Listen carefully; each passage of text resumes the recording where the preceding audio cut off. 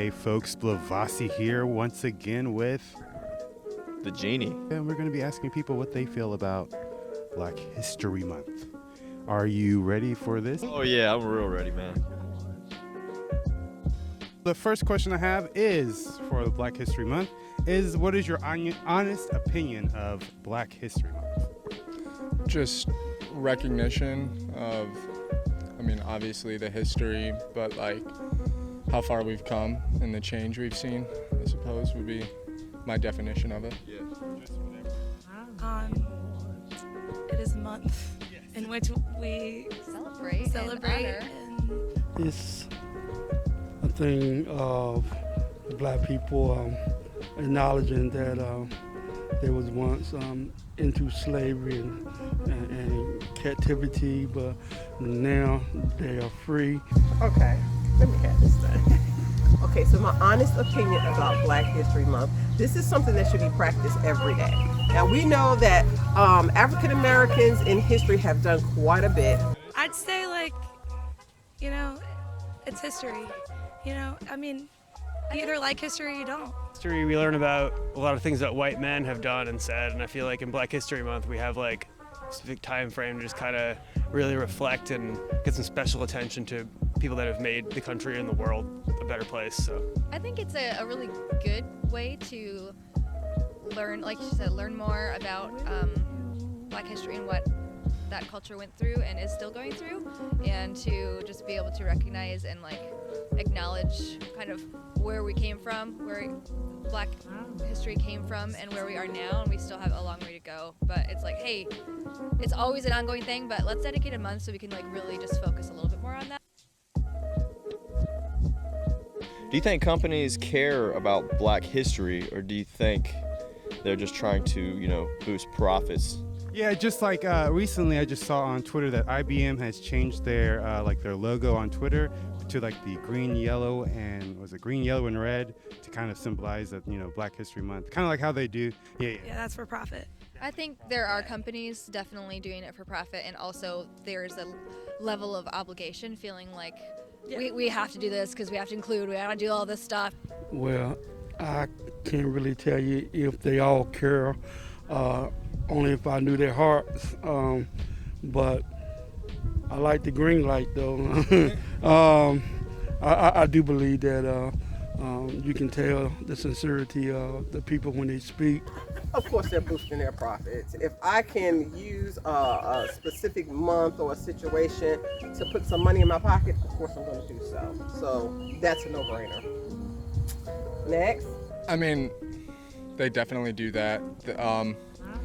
In a capitalist society, it's all about profit. So if they can hop on something that boosts their profit margins, then of course they're going to do it. But I can't really answer that for all of them because I don't know the CEOs and owners of these companies. So I'm sure there are some genuine people out there who do it for the right reasons.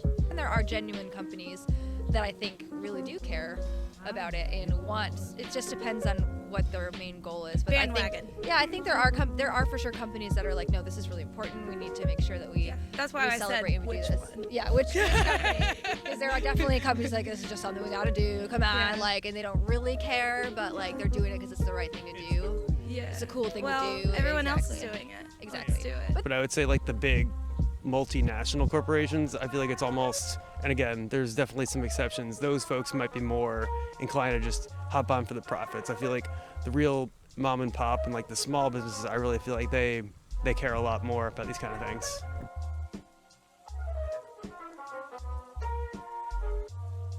With the current cultural climate in America, do you feel as if this month unites the country or divides the country? Divides, and that's a media thing. I'm a political science graduate major, and then I also run a political action committee for real estate.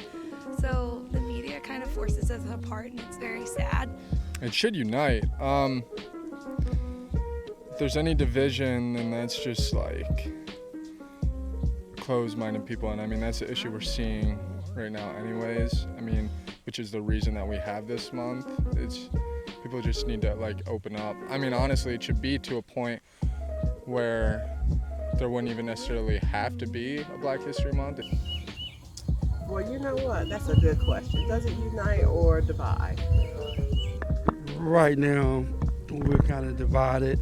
Uh, Seems like there's been a boost of cultures coming together and not coming together in unity. One black, one white, one Asian, and Russian, and it seems like everybody want to go separate now. When we're at the time, the day and age with the pandemic and all going on, that we should all come together and be as one, have that oneness that the Almighty God that created the heaven and the earth may see, and that He may intervene and bring us together. I think the personal interactions that we have with people like you and me right now shows us that people actually really do care on a personal level. But the media really, they profit on sensationalism and stuff like that as well. So that is one thing that I learned in political science and that I took away from my degree at ECU, was that sometimes people make money off of hatred, and it sucks. I think it definitely does unite people, but I feel like maybe they get to a point where they don't do like as much. They might come together for the month and then, okay, it's March, like on to the next thing that's really happening, like March Madness or Women's History Month. So it's like, I think really to just be more, people be more mindful to keep what they're doing. Well, with the climate today, it would be my opinion, it's neither dividing or uniting. It's just, I think it's just, we do this by route now. It's something that we expect in February. It's Black History, so you'll see TV shows, you'll see advertisements. They may get a little education in school. So I don't think it's uniting or dividing.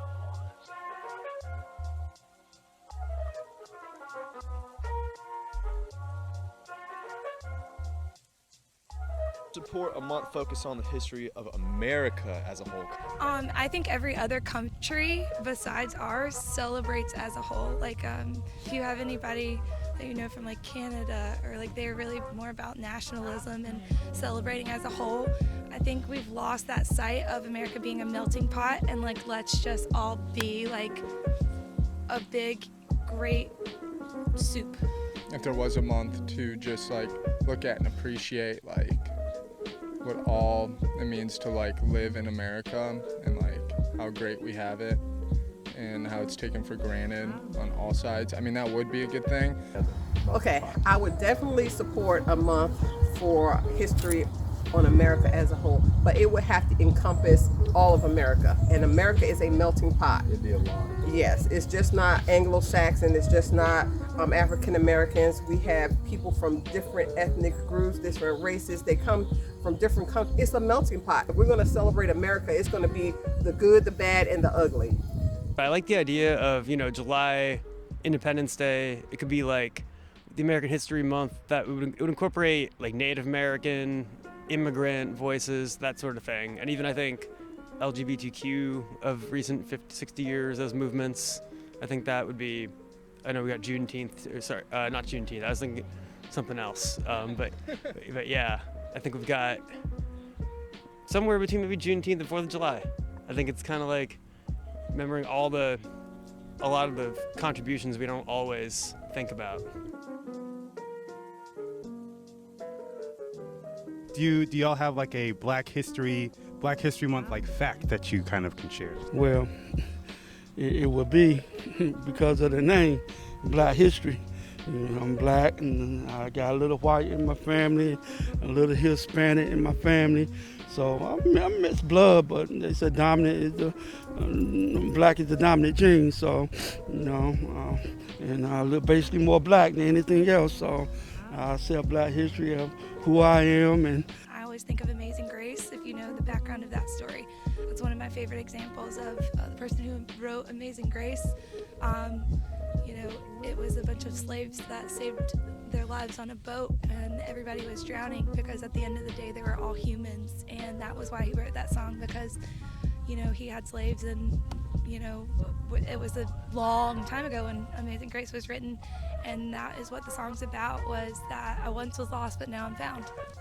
As you probably noticed, that I am a African American female. I'm also a veteran, and that being said, that I have experienced quite a bit of racism as a veteran. So my Black history fact is, even though we try to dismiss it, like, that was in the past, affirmative action, that was in the past, I'm here to tell you the fact is it a lot.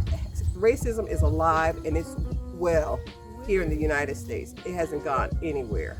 It may be a little more subdued than it was in the 50s and the 60s, but I'm here to tell you it is definitely alive and well. And that is your fact for today. Thanks for watching our first Man on the Street video. Hope you guys enjoyed it. This video was pretty much kind of a introduction to our idea of creating a American Independence Month, which we actually have shirts of if you guys would like to purchase off of our Teespring shop down in the description. But yes, once again, thanks for watching. Please go ahead and like, share, subscribe, comment, do all the good things that you're supposed to do, and see you next time. Peace.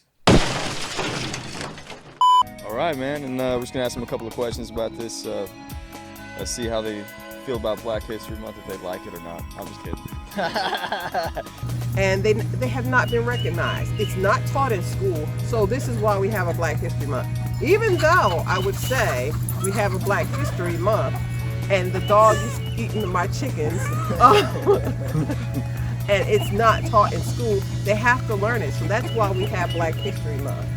The dog is chasing my chickens. Can you pan over there and see Blavasi's wild dog chasing my chickens?